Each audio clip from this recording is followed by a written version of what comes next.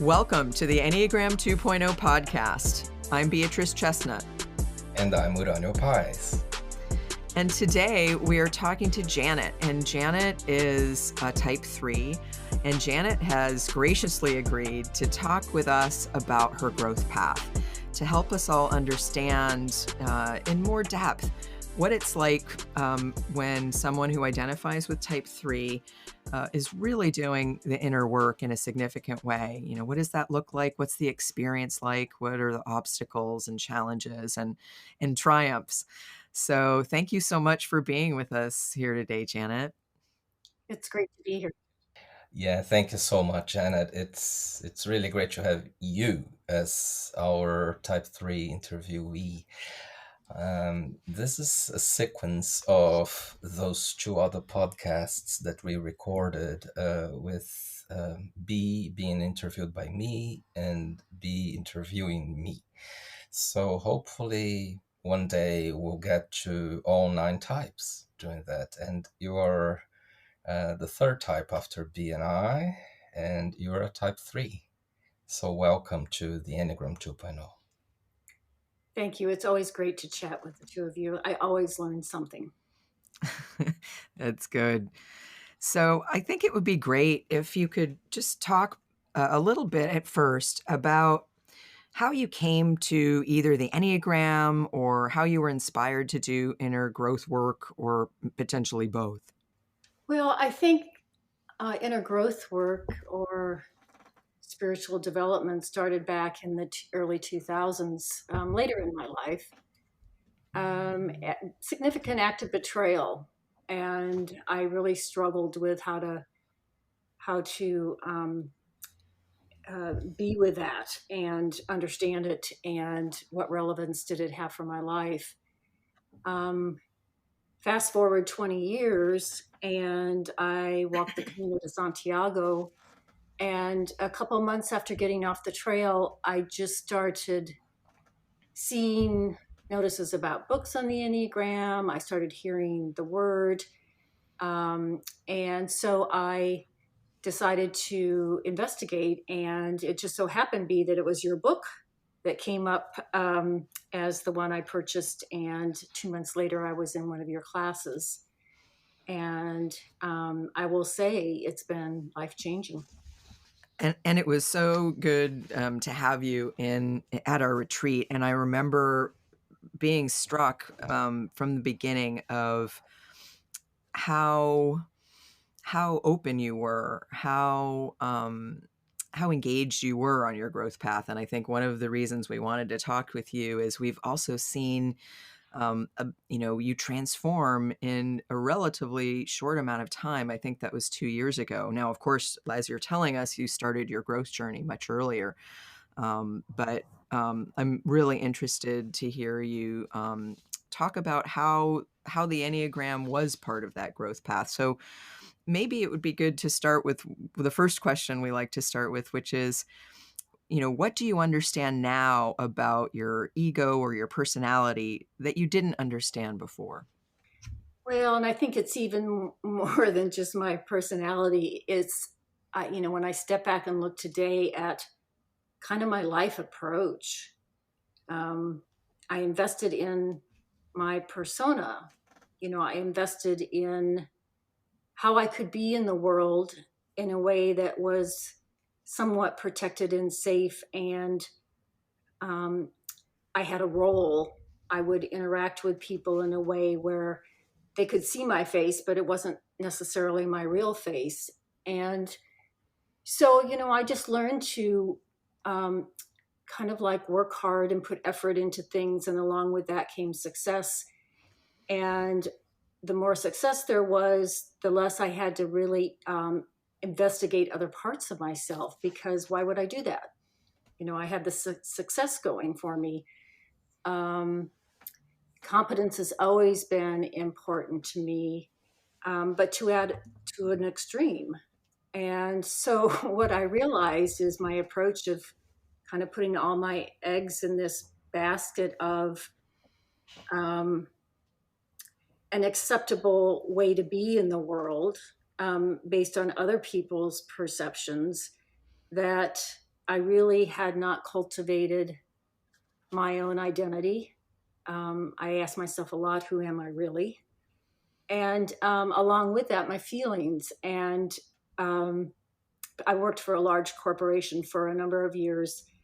And I remember, like, if feelings would start to kind of perk up, I would just kind of like, oh, those aren't going to help me.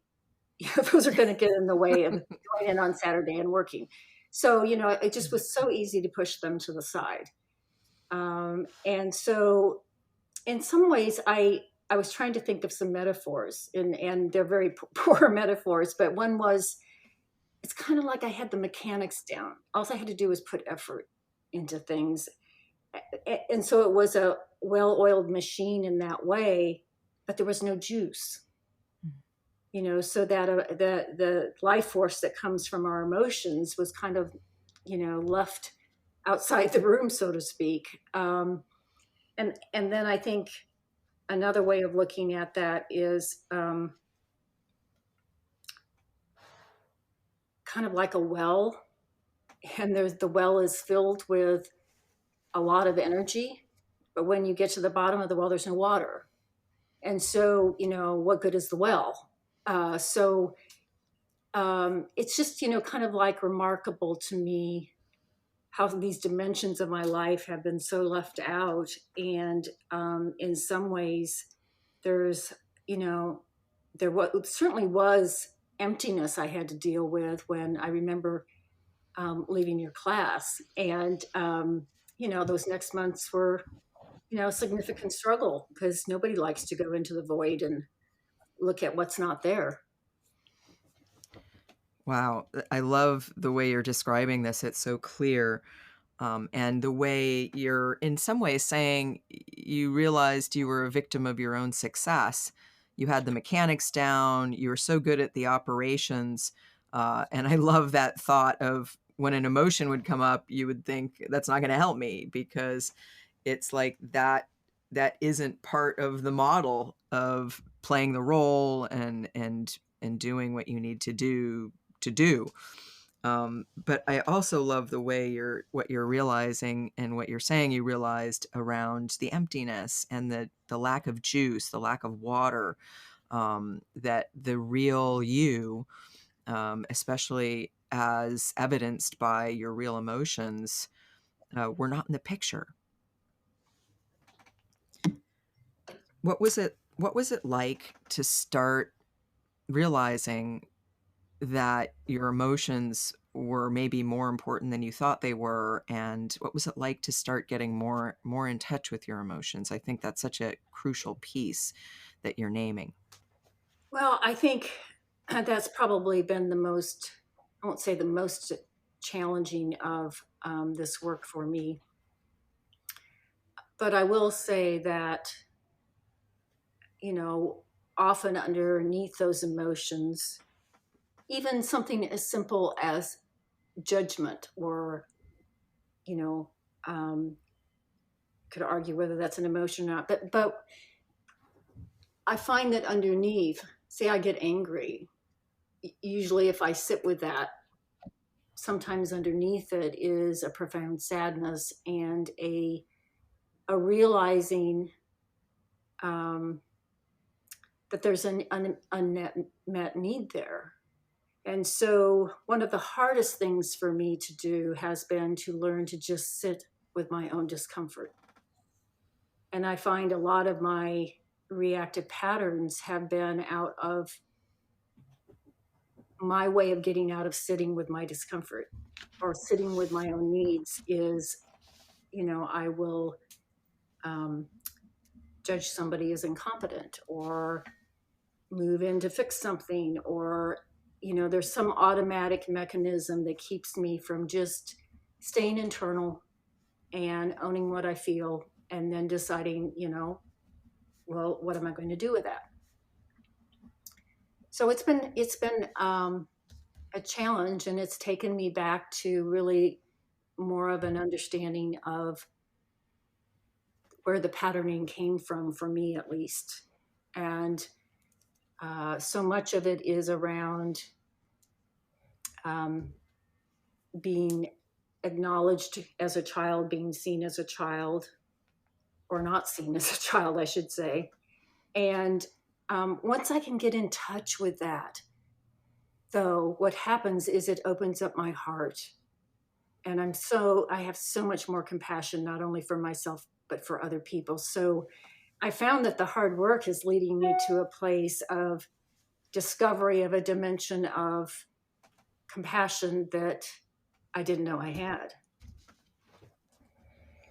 Yeah, this is so beautiful, Janet. And I'm sure we'll come back to this last point, compassion and empathy for others. But, in your first words here, you already touched so many important aspects of threes. So, how success takes out space from everything else, the search for success, the quest.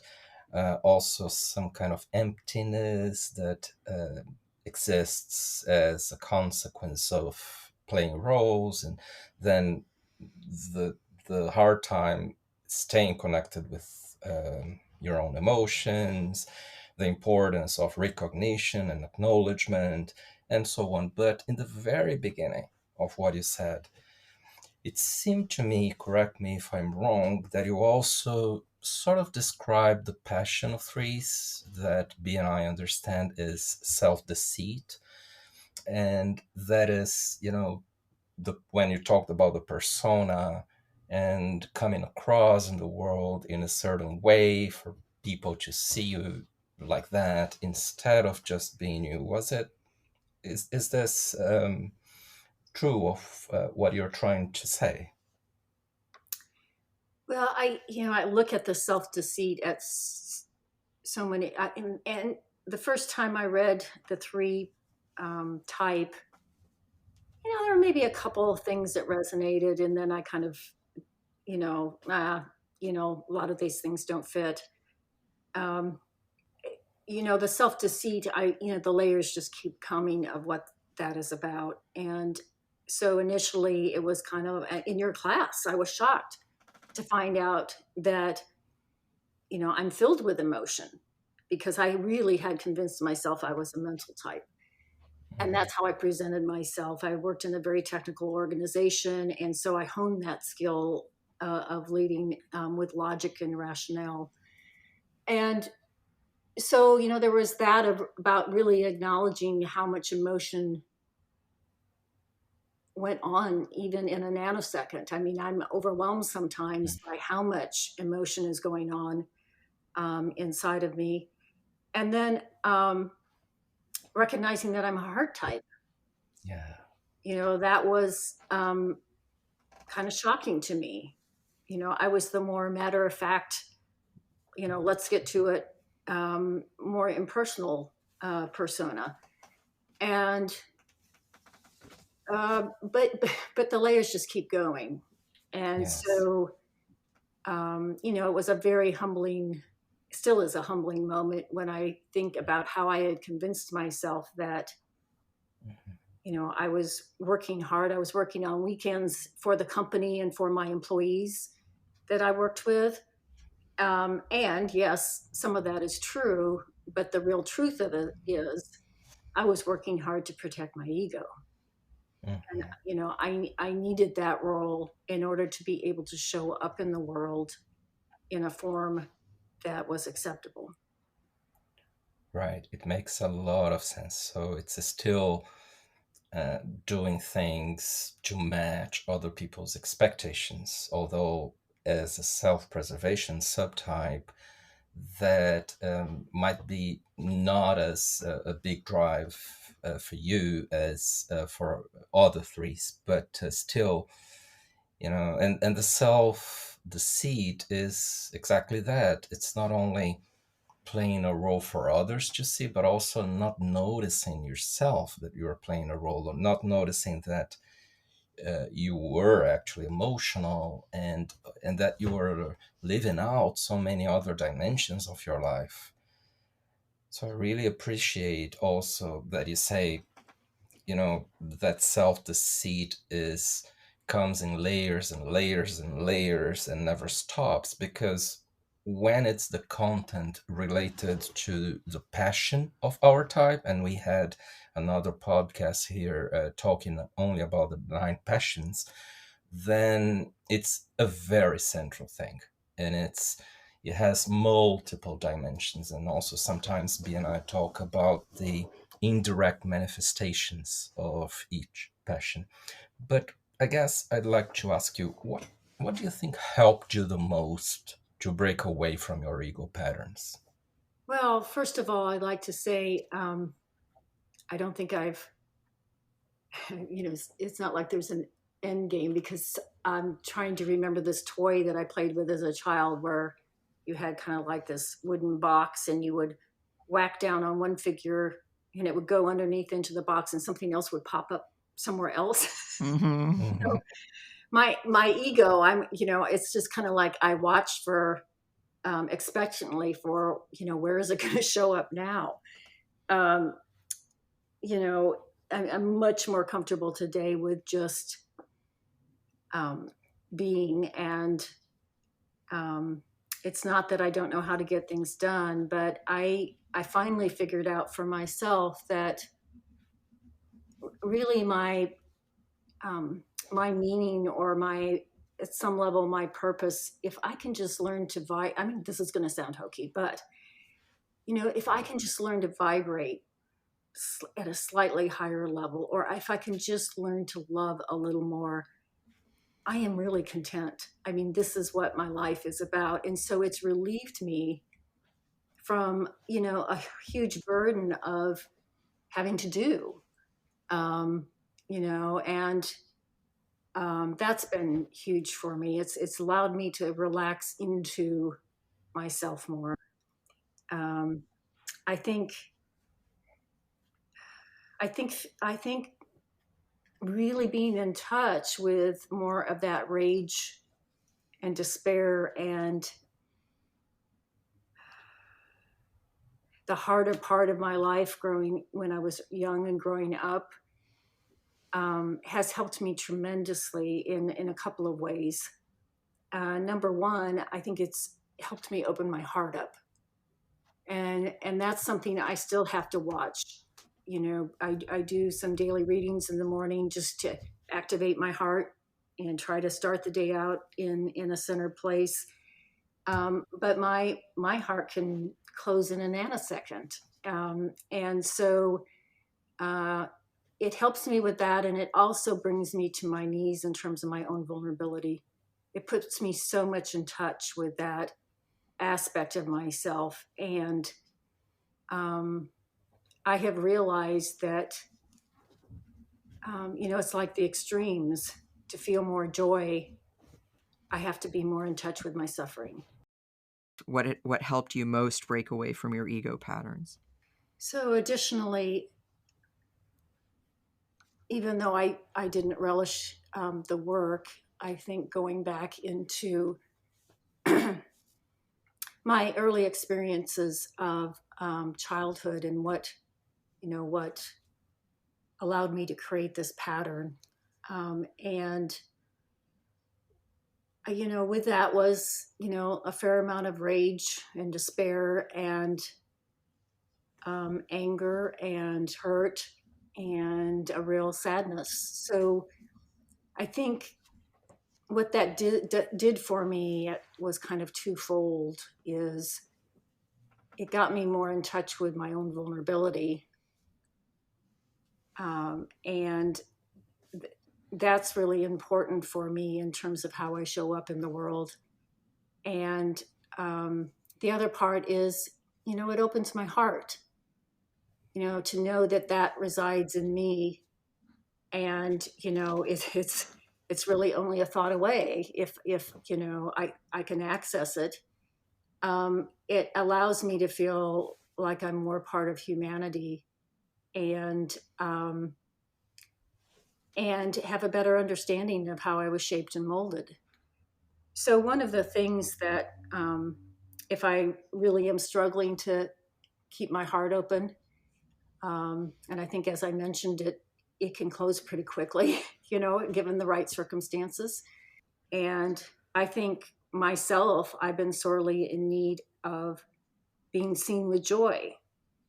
And so, like, that allows me to really get in touch with my own needs, and how do I see myself with joy?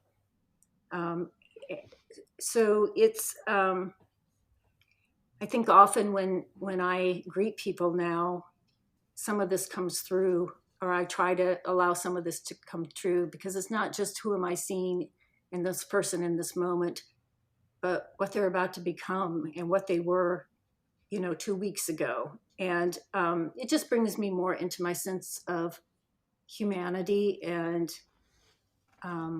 appreciation of life. I love how you're talking about these core themes that are so crucial, I think, in some ways for all heart types to grow, but especially threes. And that is this idea of being seen, and the fact that we often don't get seen early on in life, which is what causes us to identify with a personality and need to play these roles, and in a way get alienated from ourselves or cut off from ourselves. And that the road back is, as you're saying, is getting in touch with your feelings and your vulnerability and knowing when your heart is open and not. And I hear you saying feeling seen with joy as being seen and affirmed. Like, you don't have to be anything else. I see you as you are, and I celebrate you, or I deeply appreciate who you are at a deep level. How difficult was it for you? Because I remember the second time we met you after that first course, you seemed completely different to me, and I think the difference was you were so much more emotional, like in your heart a lot of the time than you had been when I first met you. And so I wonder what helped you the most to go from, like you were saying, kind of being more technical, more in your head, to being so in touch with your heart as you are now, and your vulnerability and your sadness, that's really more of who you are. Oh, there's so many answers to that question. I've gone, I come at it from so many different directions, because it's not necessarily habitual yet for me. So it's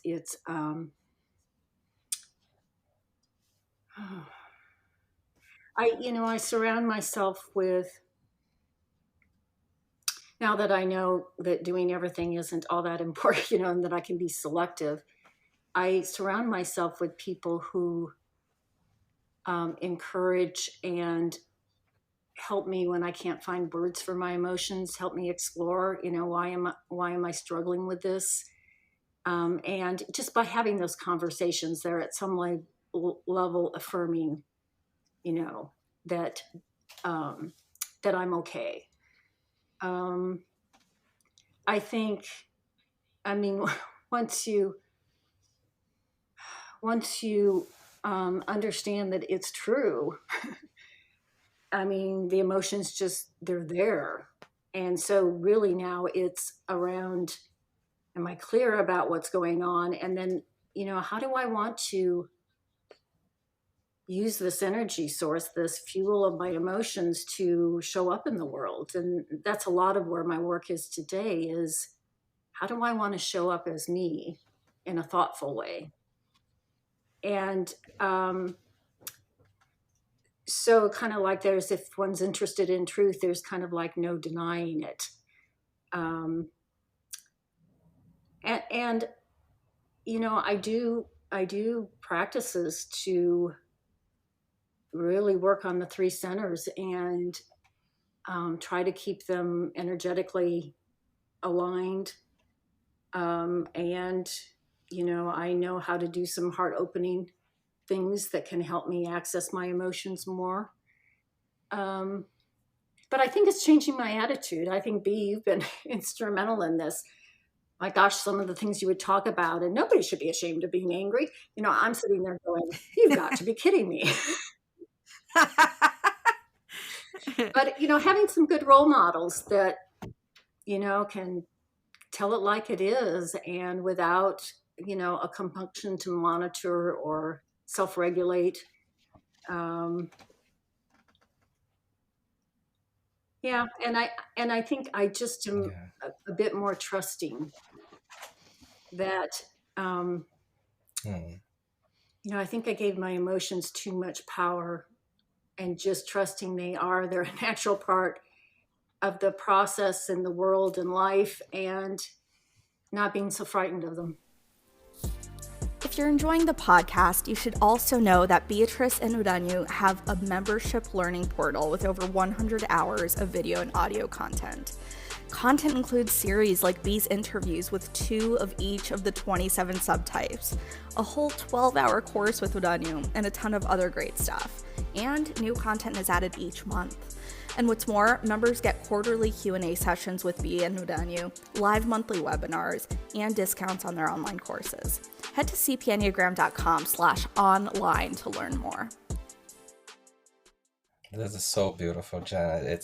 It's like when we see threes truly growing, it's like they have this willingness to stick only with what's true. And if emotions are true, let me stay with them, right? Sometimes you need reassurance from other people. You keep needing mirroring as a human being, as all of us do. And then the mirroring back in childhood didn't exist as much as you needed, and you had to go there and confront wounds from that time, but that helped you open your heart even more, which is getting back to yourself as the emotional person you are. So it seems to me that all this journey had a lot to do with turning back inside and also stopping that crazy, vicious cycle that all of us have in our particular personalities. But I'm wondering, what are some secret wishes that you later found out that you had as a 3 that if you heard them like 5 years ago, you wouldn't believe yourself? Well, that's a very interesting question. I think it's interesting in that one of the things that I realized about my need to be efficient and perform, I didn't allow myself to wish much in my life. And so it's almost like even that question brings up a little bit of a bittersweet like tone to it for me. Today, I would say it was, and when I think back, my wish would have been 10 years ago, I just wish everybody would do their job. Yeah. And that's how I would have shown up. Yes. So it's going to sound a little, again, a little hokey, but I try to do kind of a little bit of a fate destiny thinking at the beginning of the year about, what do I want to bring into my life more?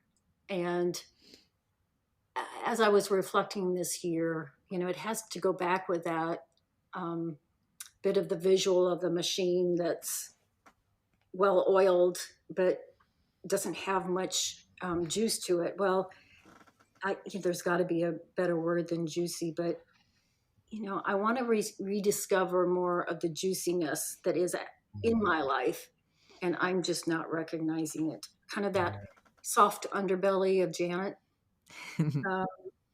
And the action word of joy, to enjoy, really resonates for me.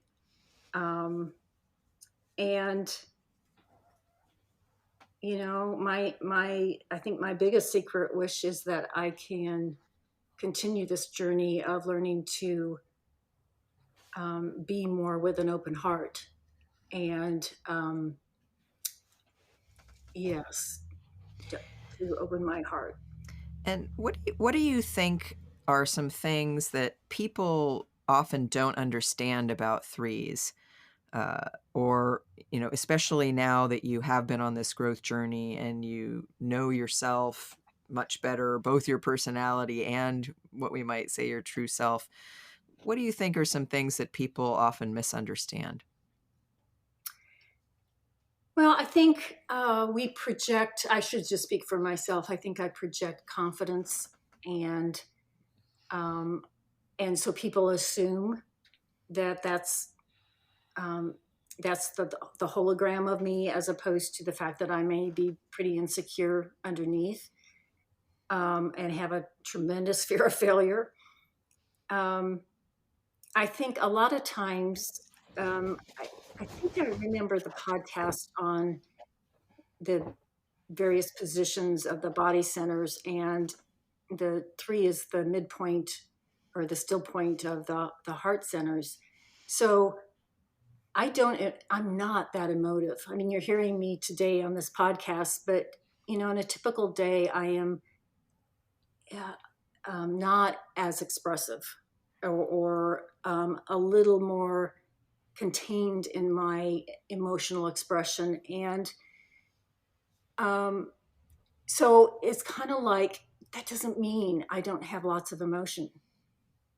So people often misinterpret that, oh, she just doesn't care, or this isn't registering with her, or she's thinking about something else, because I've got a pretty good poker face. And that was cultivated in a world where I worked with technical information and a lot of engineering concerns. And I think I certainly expose more of my vulnerability today, but I don't wear it on my sleeve, or haven't historically. And so I think people often don't see that I get just as hurt as anybody else, or that my feelings aren't there just under the surface. I think one last thing is, I personally have a lot of 8 in me, because I worked in a pretty big 8 organization. But I do appreciate when people are direct, and I do not mind being challenged. I encourage the directness, and for somebody to just, in the moment, go ahead and challenge my thinking. I really respect that. And I think most people don't think, because I can be intense, and I may not be smiling, that, I don't appreciate, a challenging conversation. Yeah. Yes, and perhaps that has to do with style and not only the core things in personality. Now, I observe, Janet, at times, on not only in you, I certainly observe that in you, but also I see this in other 3s, that when they really open their hearts, it's so much emotional energy, not being emotive, as you said, but being emotion itself, that they get into this quietness. They become almost speechless. Would you comment about this? Well, I'm not sure how this fits in to what you're thinking, Uranio, but I have noticed that I've been getting to a more neutral place. Like, it's almost like a still point. And it's not that there isn't, activity going on and emotion, but it's like an acknowledgement that I don't have to do something with it, that I can just hold it, and that I can experience it. But I have noticed a little bit more of a stillness around the activity. Certainly less anxiety around it, for sure. More patience. Yeah. Yeah. Yes, definitely. And just for people understand that you are actually a 3 in progress, can you say how it used to be before in those aspects? Well, I think I notice I'm using I think a lot.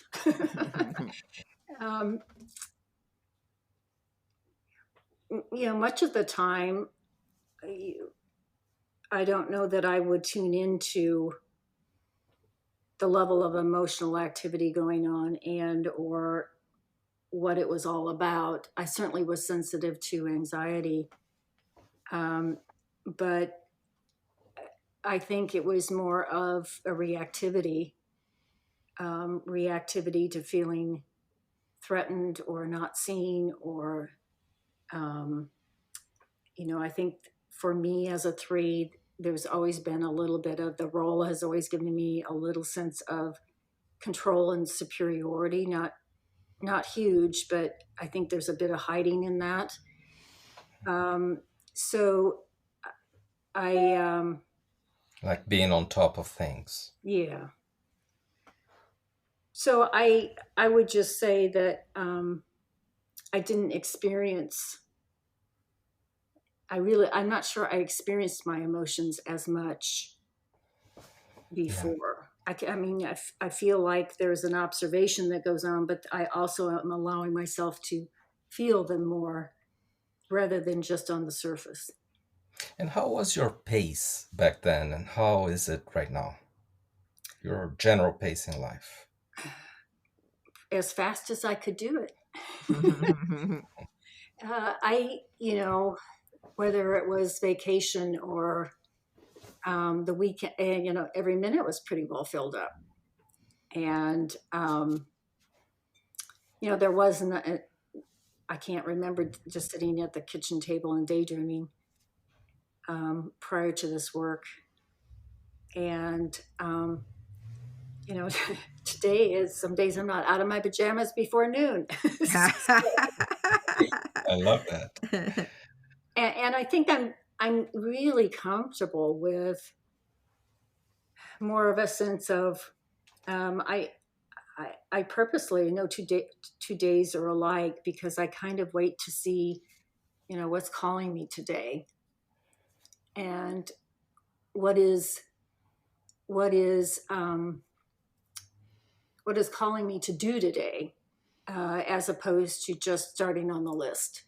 And that's a great luxury. It's still a little scary to me. And it is truly bountiful too. You can kind of find your flow and go with your flow as opposed to the list. Correct. I have a question about relationships. What are some relationship patterns that you observed in yourself as you learned about being a 3 and as you've grown? And how, if are there any ways that your relationships have changed since you've been on this on this kind of intensive inner growth path?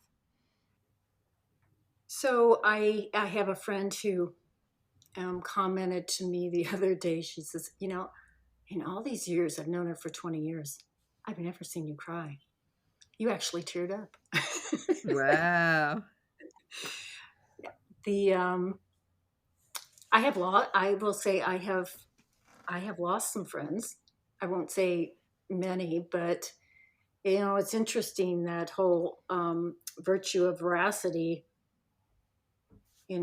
When people are used to being a bit of a wallflower when it comes to controversial topics, social context, and then all of a sudden you're showing up a little bit more with your own preferences. Some people in my life haven't liked that, and it's been a little bittersweet, but I've really been realizing it's really part of the path, and yet acknowledging it's a loss still. The SP3 in particular, I think, needs to achieve and be recognized for that, but by gosh, won't ever ask for it. And, I've been working with that about, being more aware and asking for what I need from my friends and family. I think the biggest relationship challenge for me right now in terms of the patterns is my social repressed, I get these energy surges and it's not always pretty. And, some of the people in my life they're not doing this work and they don't really understand social repressed. And so it's kind of like maintaining my own self-support, realizing that I'm going to be awkward at times, and it may not always be received well, but because it is so difficult for me to express, not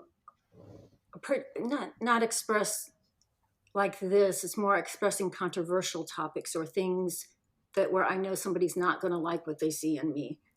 Those are the things that are more threatening to me. And so now it just comes with an energy, and, I may animate more, the volume may go up. And so it's kind of like it's awkward is the best word for it. So I want to make sure I'm understanding you. It sounds like what you're saying is, since your social instinct is your repressed instinct, the one that's in kind of the third place, not there as much driving the show, that maybe before you would sort of keep more of your opinions to yourself. The self-preservation 3, of course, wants to be recognized, but doesn't want to self-promote, doesn't want to be seen to want to be recognized.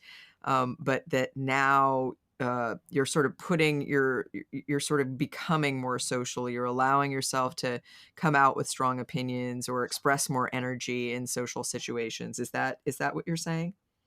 That's correct. And I think one of the relationship patterns, now that you mention it, Bea, is the absolute, I will say for my whole life, the absolute terror I have. I want to be seen. I am terrified of being seen. And so that dichotomy, that dynamic tension can sometimes be crippling. And because I'm an SP3, it's almost like it's triple fold. I had 2 parents that were 1s. I'm a 3 and I want to avoid failure. And the SP part of me wants to conserve, resources. It wants to avoid embarrassment, that kind of thing. And so I kind of have the triple whammy in I'm terrified of being seen. And so I'm sure it's confusing for people. Right. Yeah, I relate to that a lot. Like really wanting to be seen, maybe more than anything else, but also being scared of that because it didn't happen very much. And so it can feel scary. But I'm interested to know, how have your relationships shifted as you've become more emotional? Have you found that people have really appreciated that about you and found you easier to connect with? You said you sort of lost some people. Is there some people that maybe that wasn't okay with, and that was kind of a dividing line? How have people responded to you as you've gotten more and more in touch with your emotions? Well, I think the majority, I would say, have appreciated, and I know they feel the deeper connection because I feel it. So I think overall it's been a plus. Do you think are there things that you hope to get, or things about you that you hope to be seen by others that's hard to tell them? I certainly want to be accepted, and today connection is really important to me. And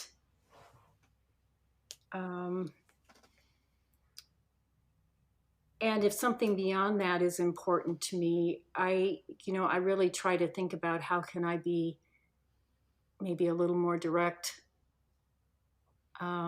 in either asking or evoking or setting the tone for. I often start the day out thinking, am I connected to myself? First and foremost, am I going to connect, setting the tone for connecting with others, and then really going into, so what's the truth of the situation? What is the truth about me, and am I willing to show up with that truth?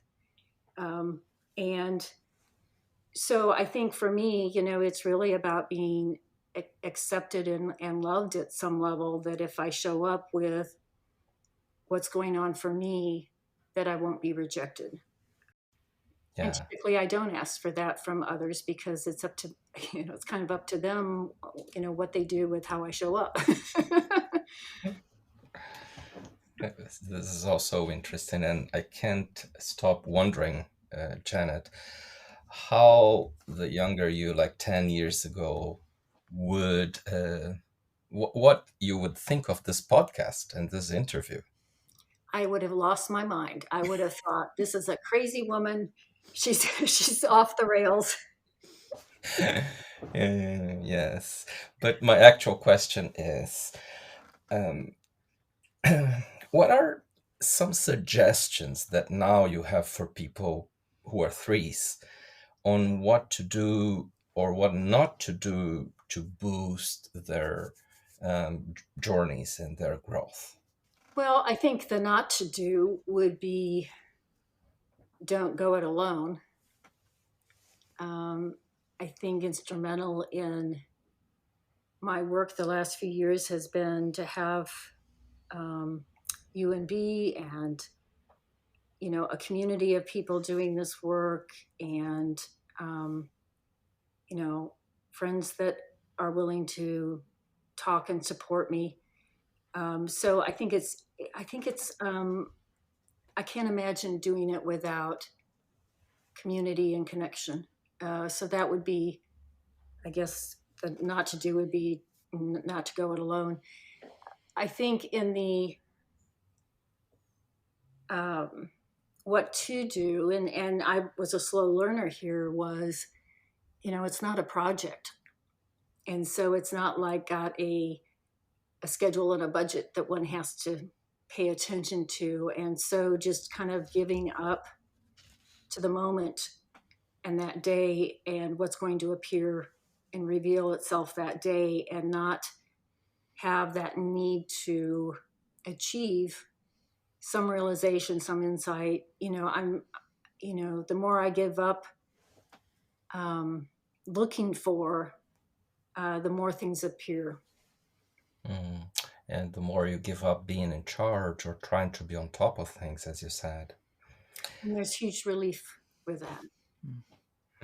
Tell us more about that relief, because maybe threes beginning their journeys still don't understand how they would be able to feel relief about something like this. Well, it's just such a freedom to, it's like my bandwidth of perception is expanding. And so, not being tied for one way of interpreting things or having to do things or having to accomplish something frees me up to, well, how else could I interpret this? Or, what do I want to do with this emotion? Or what would help me, as I said, what would help me make a more juicy day, or a more enjoyable day? I have all the freedom now to be able to create a more joyous life, because I'm not tied to the metrics of what am I getting done, or am I on my task list? Have I done my Enneagram case studies for the day? So it's really been like taking a black and white view of life, and I experience now it more as a color hologram. Mm-hmm. So it's just like that freedom is, it's, I don't know, I don't have an adjective for it. Yeah. Well, Janet is referring here to what we call presence, being in the here and now, and being able to truly see everything that's happening already, and not being in the future or trying to make things happen, which is the usual stance for threes more fixated in personality. I have But a I know, question. yeah, go ahead. I have a question for the two of you. So as we're talking about this, so how would you advise somebody, because this work feels narcissistic to me. I mean, I probably have been just as self-absorbed, but in a different way.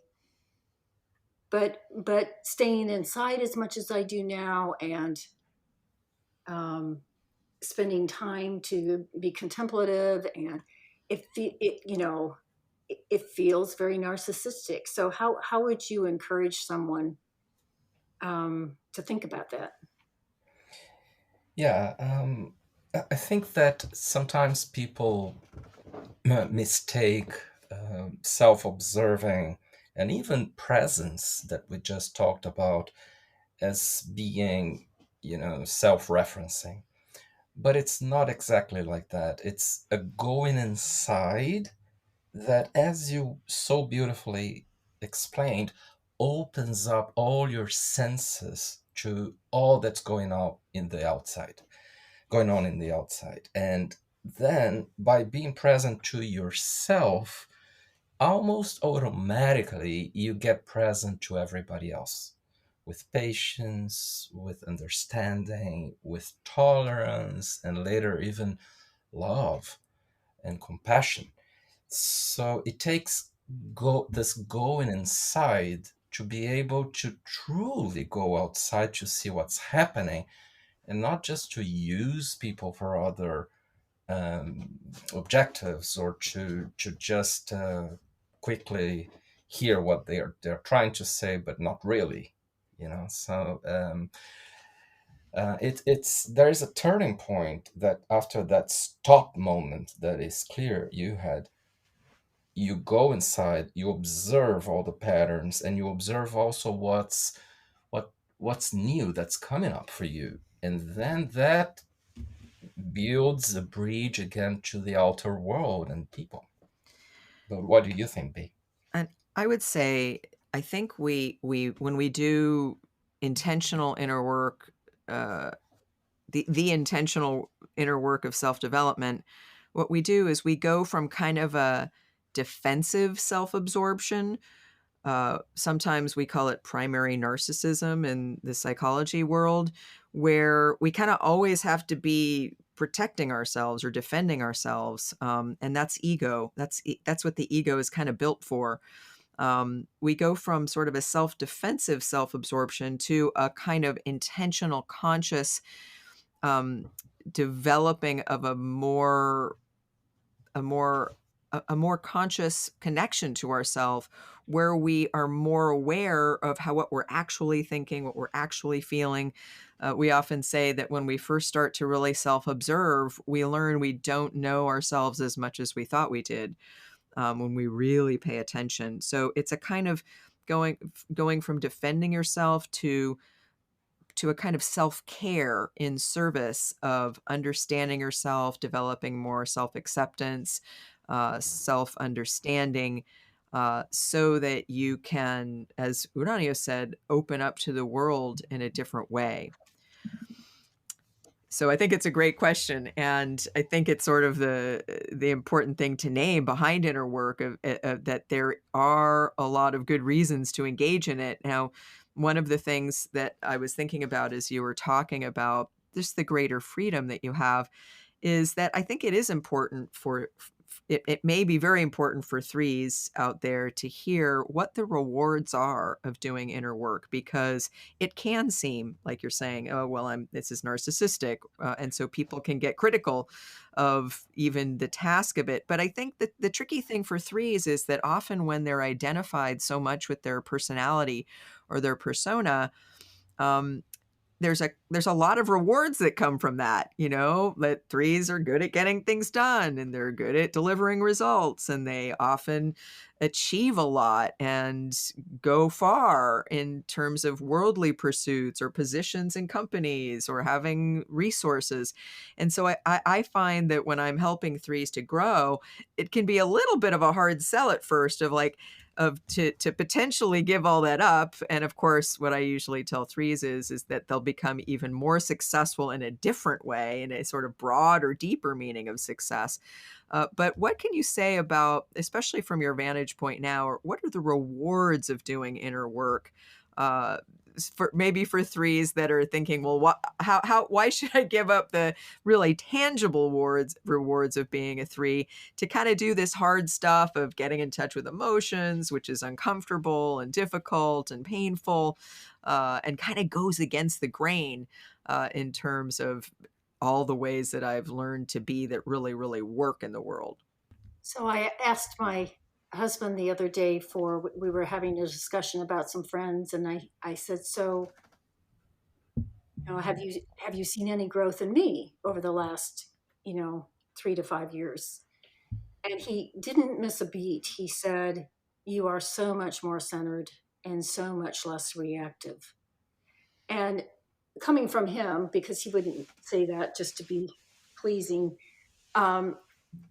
he was very clear about it. And so I think even at a basic level, I would say I would have done this work for my own reactivity, and I'm still working on it. I still find myself getting reactive and having to really sit with it to understand what's this really about. I think, again, I'll speak for myself, that I think because I started in 2000 with, I have a seeker archetype, first of all. So it's kind of like what I'm really enjoying about this work is I have so much more bandwidth. Now, I may be exaggerating that because it's just new to me, but my perceptual field is expanding. And I think part of that is just from the basics of learning about the Enneagram and having a deeper understanding of what drives us all, no matter what our type is. And it has really opened up more compassion from me. I've got a long way to go, but I can tell a difference in how I view people. And I would just say for me, it's about the level of peace. And again, I'm somewhere on the journey, but I am trusting the universe so much more today compared to 3 years ago. There's a discernible difference in even my physical relaxation because I'm trusting the universe more. And I'm a pretty wired physical being. So, just to be able to take those deeper breaths and hold more emotion and more of life has been worth the effort. Yeah, this is very inspiring again, Janet. Thank you. And I know that in your case and many of the threes, this all comes with a new capacity for contemplation, for just seeing everything happening, like the miracle of nature, for instance, and being in awe for that. So there's also this beautiful feeling in the inside of just being able to watch all that. Isn't it true? Isn't this something that perhaps you're more in touch with? Absolutely. I didn't have words for it. But there's also a grace and a majesty around that, in that it's nothing I need to get involved with. It's just, it just is. Yeah. And I love the word you've just used, majesty. And I like when our friend Russ Hudson talks about the three's heart. And I mean the spiritual heart, what opens up in this journey, that it is majestic. So it may be a mirror of that heart of yours. I just want to highlight a couple of things you just said, just because I really relate to them.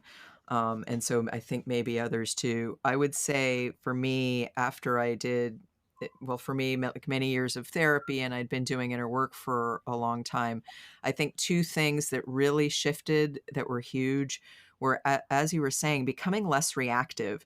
And in some ways, that's what I was pointing to when I said we become less defensively self-absorbed, less reactive. Like we're not reacting from this sort of same sore spots that we have all the time. And the other thing, which sounds similar to you, is I realized that I had been living with a kind of low level of anxiety all the time in my life. And after I had done a certain amount of inner work and really kind of faced some of these things about me and my personality, I felt much more peaceful inside. So I really want to highlight that, because I think some threes that may really be something that speaks to them deeply, because I think even though threes are so good at doing so much and can be so successful in all the ways that sort of reinforce their personality, I think there's a way that when threes really do the work of getting in touch with their emotions and their true self and what's important to them, and as you said, your center, I think there's a new kind of peace and freedom from anxiety that I think is hard for them to imagine when they haven't really, uh, done the work yet. Yeah. Yes, and one of the definitions of personality is that it's active, while essence, which is what opens up for people like Janet, is more receptive, not active. And especially for threes, there is this, and this is more for threes, not for all types actually. There is this change from a more masculine stance in life to a more feminine stance, regardless of the person, whatever the sexual orientation of the person is, and the sex. People become less yang and more yin. Did you see this in you, Janet? Well, it's interesting you say that, because I think that that's part of why this idea of the soft underbelly and the juiciness of life, I think it's my way of kind of invoking more of the feminine. Mhm. So yes, there is, I think, just by the opening of the heart and the vulnerabilities, it creates a more receptive vehicle, so to speak. But I still think I have a long way to go with that shift, because of I mean, I worked 30 years in a very male dominated industry, and it's left its mark. Mhm. Right. Yeah, I understand that. And at the same time, it's not difficult at all by just listening to you here to just have a feel of how beautifully feminine you have become already. Maybe it's just a matter of trusting that you can show that in all circumstances. But I was actually going to ask you, what do you think is your next challenge in your growth path that perhaps you haven't addressed yet? Well, a couple things come to mind. One is there are still a couple people that are significant in my life, um, that I'm still. It's not that I'm less authentic. Well, that may be true. It's more that I'm still really very thoughtful about how I choose to show up. And I really am working on kind of getting to the root of that. What's that about? And then, um, seeing what I can do with it. It may be wisdom, but I think it's more my defense mechanisms at work. I think the reactivity is, I've come a long way, but I think that every time I can feel that reaction, or some kind of, autonomic response that may not be what's happening today, but maybe some old wiring taking place. Just sitting with that and chasing that down. I think I also, for me, a lot of it is increasing my awareness that I am co-creating with energies around me, and just being more present with that. So certainly increasing my ability to be in the centers and be balanced, and working with an even deeper presence. That's where a lot of my focus is. That sounds beautiful, Janet.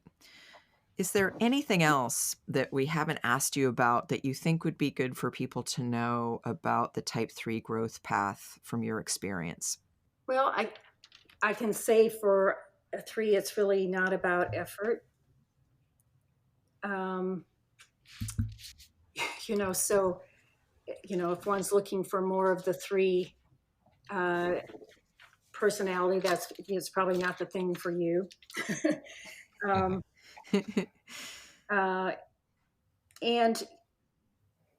I don't know. I can't say enough about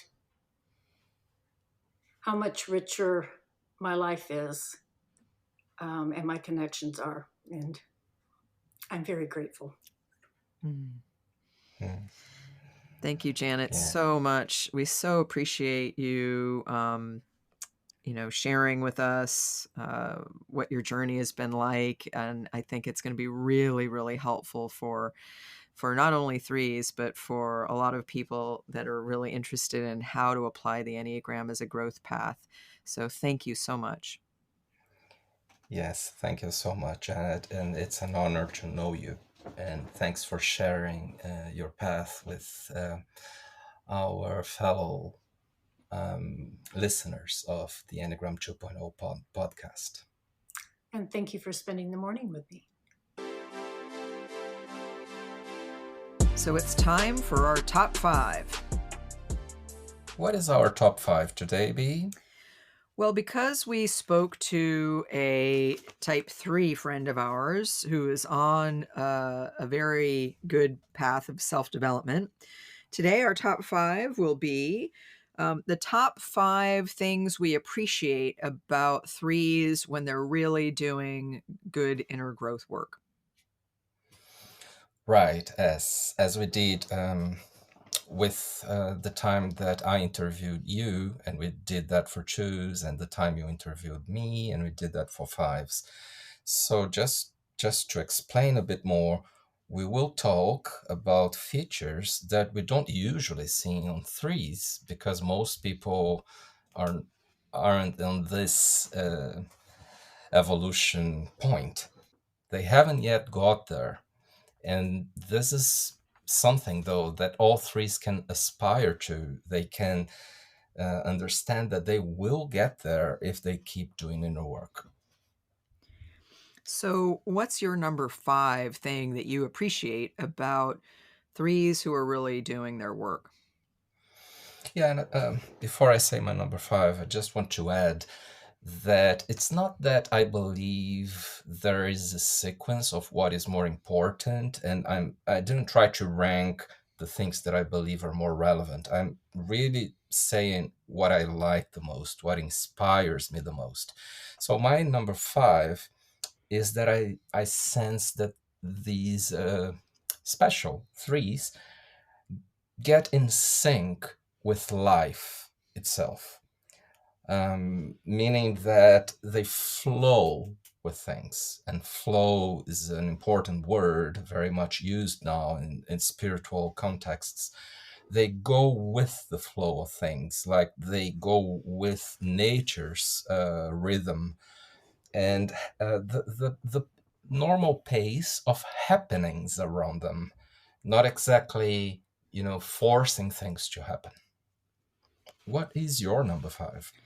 My number 5, and in a very similar way, I'm citing things that inspire me. And as I was thinking about this, that's exactly the way I was thinking about it. So my number 5 is that it's really inspiring to see 3s when they really understand that they need to slow down and they start doing it. Because, when 3s are really in personality or when they're under stress, it's really hard for them to slow down or even see the possibility for it. So a little bit like what you're saying, slowing down and even more than kind of finding a flow that's more their own than what they think they need to do all the things they need to do to look good or achieve. I would say it's like they start to put their deeper needs in the picture. They start to consider, well, there is this part of me that would really like to just relax a little more on the weekend, and they start to be able to do that.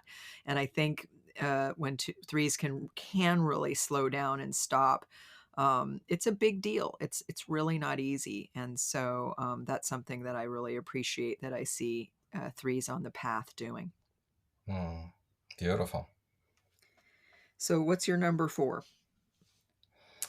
It's attention to others. And what I mean here is genuine attention to others, heartfelt attention, a willingness to pay attention to others. So many times, 3s more stuck in personality can be impatient, right? And not really attentive to others as others want them to be. But sometimes 3s pay attention to others because they find out that this is what others expect, or because they find out that this is the modern thing to do, like as leaders, or because they are trying to to look good in the picture. And that is not yet the genuine attention to others. And what happens with 3s, I mean, like Janet and like other 3s who are getting there, is that they are really there for others and paying attention to them. My number 4 has to do with the fact that some of the 3s that I've seen that were really kind of growing is there's a kind of moment when they wake up and they do something that sort of goes against the plan, that goes against what society or culture or the world around them tells them that they should be doing. For instance, I knew a 3 who quit her corporate job and decided she was going to go travel for a while. I think when you really see a 3 kind of wake up to the fact that, like, I'm not really in the job I want to be in. It's like seeing that 3 moment wake up where they kind of stop and they go against the plan. They go against what they had been doing that they realize doesn't fit for them, really. So I'm calling it kind of that moment of waking up and shifting course. Yeah, I really like what you're saying. The other day I was working with a 3, and the person came to the conclusion that she actually had never asked herself what she wanted to do and what she liked. And she was, shocked with that, because it was all about what would make her successful, without asking what she really liked. So I like that. But my number, so now it's number 3, right? Should I say mine? Yes. So it's a little bit like your number 5. It's about having a more adequate pace to people around and processes and everything that's happening. But it's also about feeling calm and having more patience with things. So it's when 3s are not anymore impatient. That is a relief, for at least for me, as a 5. It's not very easy to be around 3s who are very impatient. I feel pushed, like I can't really dedicate my time to planning, to thinking, and to observe all the things that are happening, to see if things are going to going well. And then some threes get impatient when you start showing them possible risks or obstacles in their path. And they just want you to stop talking. That is in personality. And, and then when threes are more evolved, they take all that in, and they are not only more patient, calm, and have a more adequate pace, but they are also looking at potential pitfalls. I like that. My number 3 is that I see threes who are really doing their work. At a certain point, they become what I'm describing as more relational, more available for deeper connection with people. It's like they listen more, they express more interest in other people as opposed to the to-do list. And I think something that threes don't often get credit for is I think most threes are really good at relationship. It's just that when they're in personality, they tend to prioritize tasks and the to-do list, that's sort of more of what gets their attention. But when they are able to slow down and consciously pull back from being so task oriented or so driven toward the goal, they have, I think, a natural ability to relate to people and connect. Of course, they have to work on this a little bit more to open up to it. But I find some of my 3 friends just such a pleasure to be with because they can be very sweet or very supportive or really attuned to being present in the relationship. And I think when threes are on a conscious growth path, this is something that just naturally arises in them. They naturally kind of manifest more of this gift that I think they have in them. It's part of the heart function of reading the room, of course, but it's a deeper function of being able to really, be present in relationship in a way that I think is really lovely. Yeah.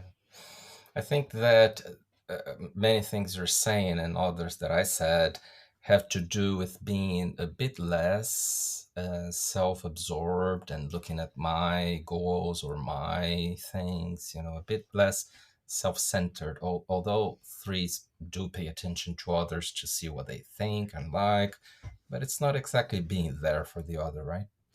Right. And it's funny because I think this is a very fine distinction, but I think of threes not so much as self-centered, although I think it can look like that, but like to-do list centered.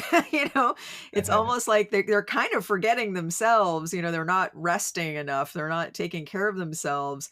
But I agree with you that it can have the effect in relationship of seeming self-centered because they don't have time to listen to you, or like you said earlier, they just want you to stop talking, or they want you to talk in bullet points so they can move forward more quickly. So I think yes, it's exactly like what we're saying. It's broadening their focus and really remembering that the other people are there and what's possible if they can really slow down and open up to being more present with the people around them.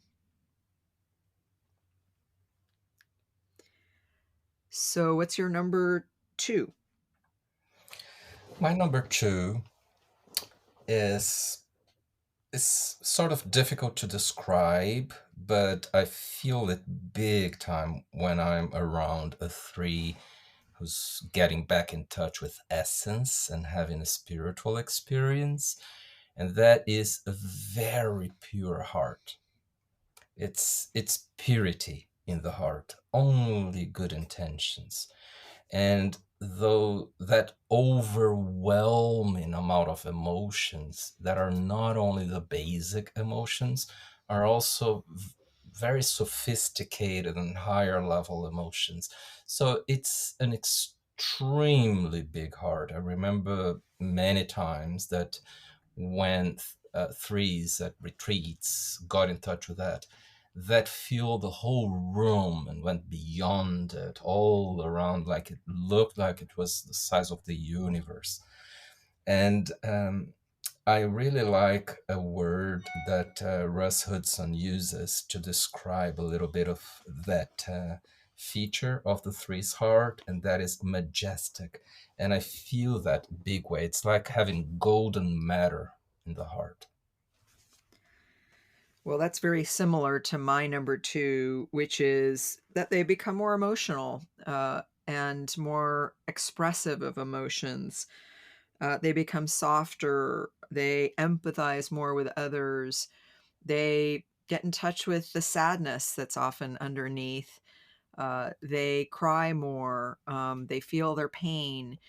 And I think this is really, really important for threes. And it can be really hard to do, especially because there's so much that's habitual about the personality that doesn't leave room for feelings, that even has a lot of beliefs that it's not productive or useful or good to be in touch with feelings. And when I've coached threes, I find there's some resistance at first to leaving more room for feelings. And then when they can start to break down that resistance, what comes next is it's hard, it's painful, it's really difficult. It's not, it goes against the grain. It feels threatening.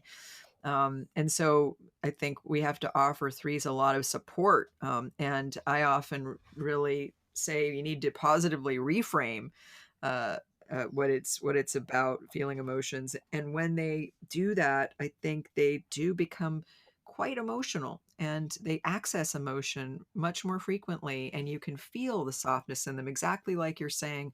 I think this is it's like I'm using different words, I think, to say something basically the same thing that you're saying about how they get more into their heart and live more from their heart.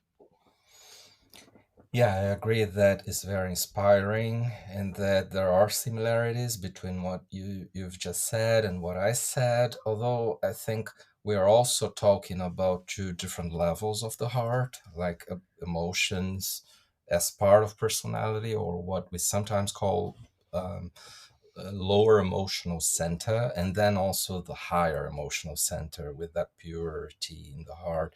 And the reason why I'm saying this is because my number one is also perhaps very much also connected to essence. When threes are in that spiritual experience, when they are feeling their spiritual heart, they make it impossible for fakeness. There's no fakeness, both for themselves and for others around. It's like that state of being makes it impossible for them to lie to themselves, saying they are anything they are not, or to wish anything that their hearts don't wish. And when you look at a three like that, you find it impossible to be fake. So there is a way that really evolved threes, just by being there, they inspire authenticity in every way, shape, or form, and in everybody around. That's my number one. I like that. My number one is that they become more themselves, that they express more, manifest more, communicate more who they really are as unique individuals. So it's very much like what you're saying around being Yes. more authentic. It's like living more from the truth of who they are. And I often find that there's this way that they do it in a really strong way. It's like they get even funnier. It's like sometimes it shows up as a distinct sense of humor, or it shows up as a particular thing that they really like or that they do that isn't something everybody does. They realize what's really important to them and they talk about that and they express that, even if it's not popular, it's not what everyone does, or it's not what's culturally prevalent. And so I agree. It's like they get really in touch with the truth of who they are, and they have this really sensitive calibrator for what's not the truth in them, and they reject that really quickly because they just feel it. It's just like, this is what feels right and this is what doesn't, which is, I think, what you can do when you're really in touch with your true self, with your real self.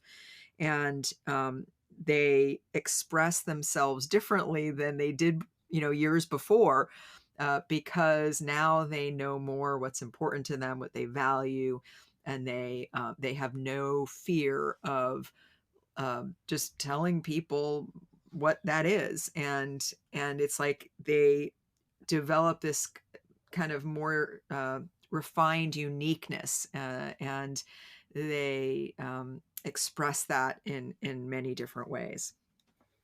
Yeah, isn't it beautiful to see threes like that? To me, this was a very inspiring top 5. I think it's always very inspiring when we see the best in each of us, and this is what the Enneagram invites us to get. And it was also, and I need to say this, a big honor to have Janet on the Enneagram 2.0 podcast. Yes, we're grateful, very grateful to Janet.